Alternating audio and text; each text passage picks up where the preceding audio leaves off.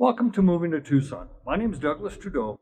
I'm a local realtor. I've been selling real estate in Tucson for over 22 years. A buyer once told me he likes using a realtor because we know where those hidden gems are, those communities within other communities, those communities you just can't find looking at Realtor.com, Zillow, and many other sites. And he's right, we do. Having sold several hundred homes, I've gotten to see a lot of different communities I would like to introduce you to. The intent of this channel is to help you to get to know Tucson a little bit better, maybe even get to know me a little bit better, and who knows, you may decide, you know what, Doug, I like you, and I want to work with you. You know what, nothing would honor me more. I would just be so tickled if I got a phone call from you and you said, Doug, I want to move to Tucson, I want you to be my realtor. But we'll get to that later. So Tucson has a long history. I'm going to give you a little short clip, about a minute long, giving you a real quick history of Tucson, how it came to be, and a little bit of historical factors about some of the surroundings of Tucson. Paleo Indians first inhabited Tucson. Archaeology work has found a village dating back to 2100 BC. The area was first used for farming and with extensive irrigation canals. In 1692, Jesuit missionary Francisco Kino visited the area and founded a mission that at that time was upstream of Tucson. Tucson, the Santa Cruz River is kind of odd because it runs from south to north, so upstream would be south of Tucson. A second settlement was established downstream. Hugo O'Connor, the founding father of Tucson, authorized the construction of a military fort called the Presidio San Agustin del Tucson in 1775. The town was eventually known as Tucson and became part of Mexico after Mexico gained independence. It was then captured by the Mormon Battalion during the Mexican-American War and was later returned to Mexico. The city was not included in the Mexican secession, but it became part of the United States in 1853 with formal control taken in 1856. Tucson was briefly the western capital of the Confederate Arizona Territory. Although the Confederate forces were driven out of the state in 1862, the city and all the present-day Arizona was part of New Mexico Territory until 1863, when it became a part of Arizona. The city was incorporated in 1877 as the first incorporated city of Arizona. Population of Tucson is around 561,000. Now, that may be contrary to what some people say, because a lot of people say, well, Tucson is over 1 million people. Metro Tucson is over 1 million people, but the city of Tucson itself is not. When I speak about Metro Tucson, I'm talking about Oro Valley, Marana, Vail, Sahuarita, and Green Valley. Areas that are around the perimeter of Tucson, but yet considered part of the Metro Tucson area. Let's talk a little bit about Vail. Vail is in the southeast part of Tucson, and Vail has been growing quite a bit. Vail started out because of two brothers that wanted to do ranching in Arizona. One of them built the Empire Ranch, the other the Vail Ranch. Now, when the railroad was coming through, the brother that owned the Vail Ranch, he said, yeah, you can come through my ranch, but I have one condition for you. You have to put a whistle stop here. That's how Vail became known as a town between the railroad tracks. It was actually built between two railroad tracks. And I've been out there sometimes where you have a train going east and another train going west, and you're stuck in the middle. They're renovating the old post office out there, their historical post office. I'd love to see that thing brought back to its original condition. It's just remarkable.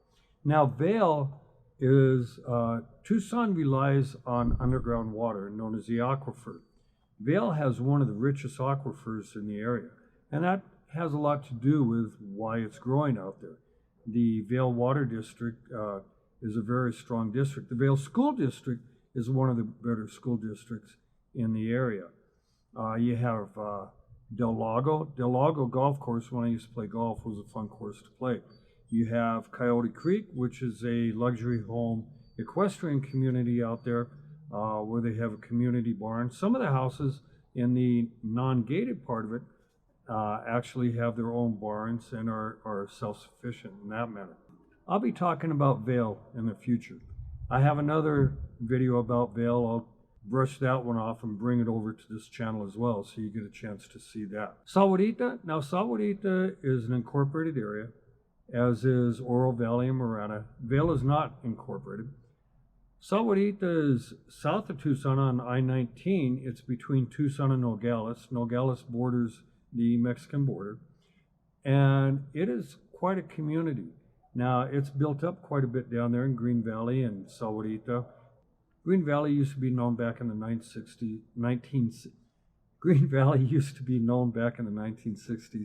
as a retirement community, and it still is predominantly a retirement community. I'm 69 years old, and I'm a youngster when I go down there, so that kind of tells you how Green Valley is. Now, Sahuarita, on the other hand, there's a wide variety of age groups within there.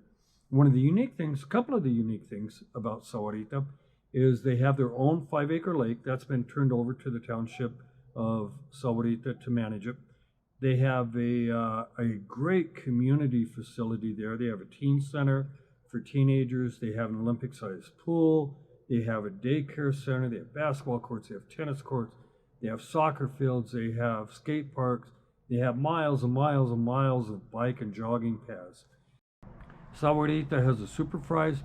You can go in there, get your Starbucks. You can pick up all your groceries.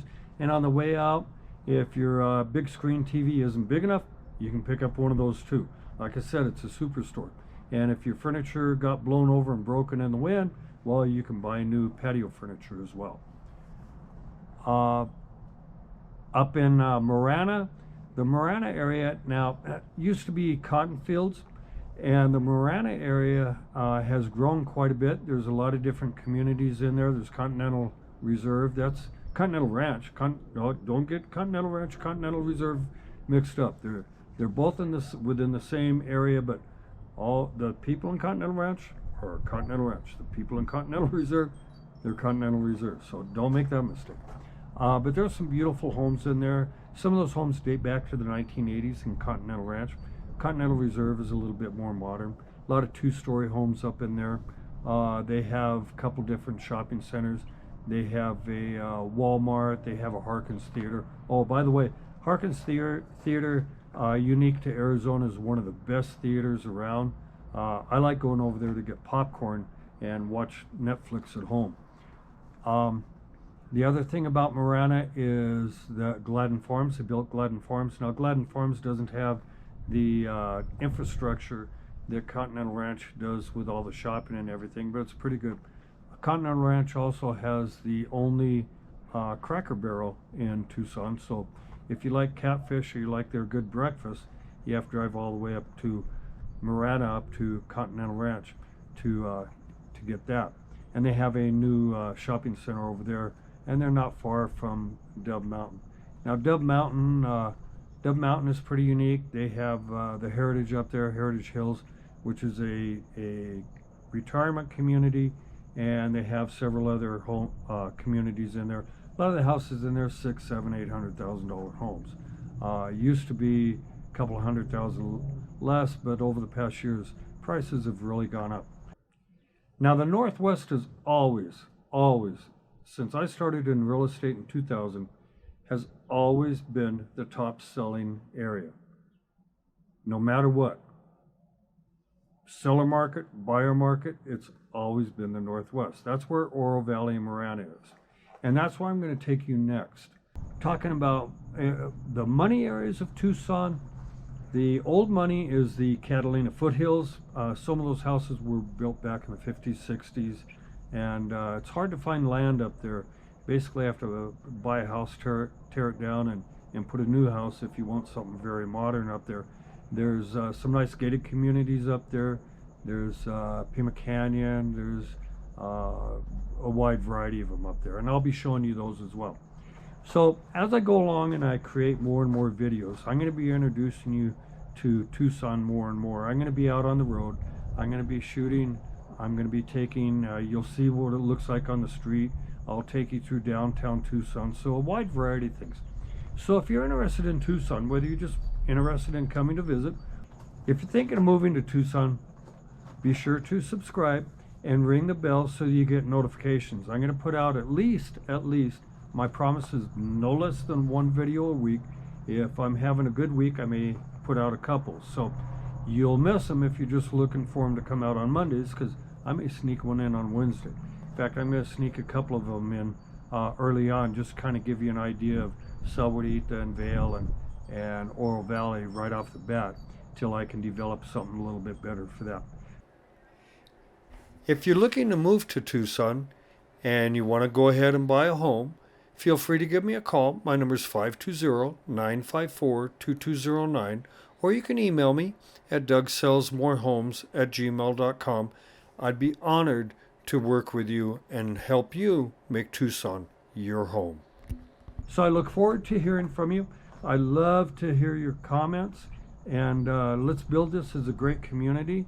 And I look forward to even meeting some of you when you come to Tucson, so you can make Tucson your home as well. God bless, take care, and I'll see you in the future.